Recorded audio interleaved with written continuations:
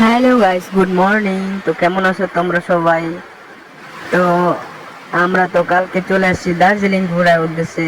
তো দেখো, তো সকাল সকাল আমরা বেরিয়ে পড়ছি দার্জিলিং এর সব কয়টা জায়গা ঘোরার উদ্দেশ্যে।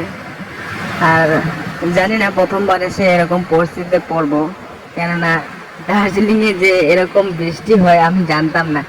জানলে পরে বাড়ির থেকে আমি ছাতা ক্যারি করে নিয়ে আসতাম।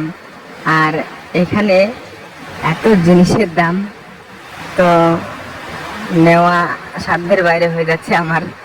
মানে যেরকম সে করে আসছি আমরা, কেননা একটা ছাতা 500 টাকা চায়। আমাদের ওদিকে একটা ছাতা নেয় 150 টাকা, সেখানে 500 টাকা। এদিকে একটা ছাতা, তার জন্য সম্ভব না ছাতা নেওয়া।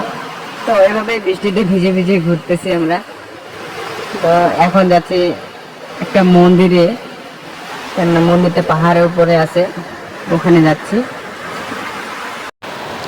তো মন্দিরে আমরা পৌঁছে গেছি। এখন চলতেছে ফটো তোলা পর্ব।